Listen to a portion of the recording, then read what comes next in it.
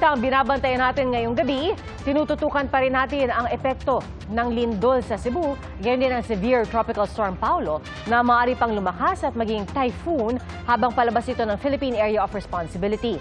Nagdala po ito ng malalakas na ulan na nagpabaha sa ilang lugar sa Aurora. At mula sa bayan ng Kasiguran, saksi live si Sandra Aguinaldo. Sandra? Iya, kasama nga ang Aurora at Isabela sa pinaka-naapektuhan ng bagyong Paulo at dito po ay libo-libo ang nagsilikas dahil nga po sa matinding ulan at hangin na dala ng bagyo.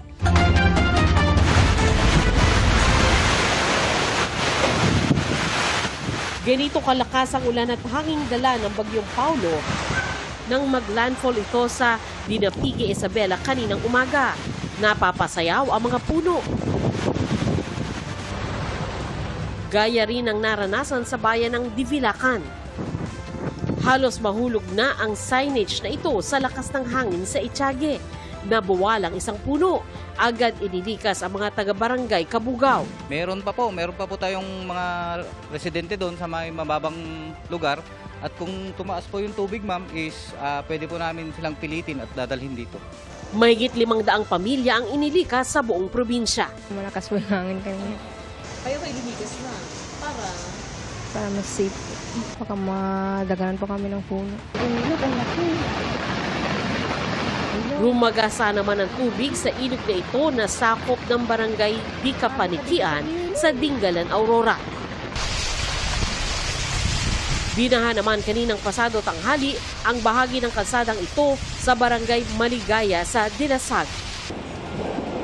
Sa Kasiguran, malalakas na hangin at alon ang dala ng bagyo. Bawal pumalaot dahil mapanganib ang dagat. Ang barkong ito na ikinubli malapit sa Pantalan, hindi nakaligtas sa tila galit na ulan at hangin. Umapaw ang ilog na ito. Pagsapit ng alas 10 ng umaga, itinaas ang signal number 4 sa hilaga ng Aurora. Signal number 4 na po dito sa Kasiguran, Aurora. At ito pong makikita nyo sa akin likuran, yung dagat po parang namumuti, no? Dahil tumaas na yung alon. Kanina po, yung nakikita nyo ay mas malaki pa yung portion ng buhangin na makikita, pero ngayon po ay natakpan na nga po ng dagat. Yung patak po ng ulan patagilid at pag tumama po sa mukha ninyo ay medyo masakit, no? Parang tumutusok siya dahil na rin po sa lakas ng hangin na dala ng bagyong Paulo. Pero may mga residente pa rin piniling manatili sa kanilang tirahan malapit sa dagat.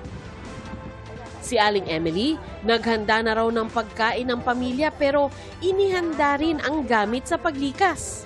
Ano naman po kasi araw siya. Maliban kung halimbawa gabi, lilipat talaga kami. At saka yung tubig naman sa amin ay kumbaga ngayon, hindi siya malalim. Ang ilang lumikas nagtungo sa barangay hall ng Dibacong, habang ang iba nakituloy muna sa mga kaanak. Ngayon po, mas maganda na lang din po na maging handa sa lahat ng oras. Kung may time pa mag-evacuate, mag-evacuate tayo. Ayon sa Aurora PDRRMO, halos 8,000 ang bilang ng mga lumikas. Nagka-landslide din kaya hindi madaanan ang bahagi ng Mountain Province Nueva Vizcaya Road na sakop ng barangay Samoque sa Bontoc. Bago pa itaas ang signal number 2 sa hilagang bahagi ng Pangasinan, mataas na baha sa barangay Poco Chico sa Dagupan City. Magdamag na kasi ang ulan kagabi na sinabayan ng high tide. Pati mga sasakyan, pahirapang makatawid sa Zamora Street. Binaha na rin ang iba pang barangay.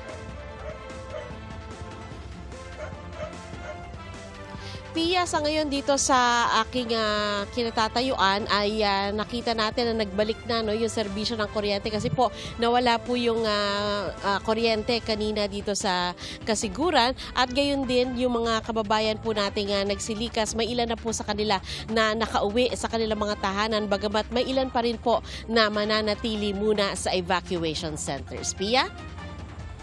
Maraming salamat, Sandra Aguinaldo. Mga kapuso, maging una sa saksi. Mag-subscribe sa GMA Integrated News sa YouTube para sa iba't ibang balita.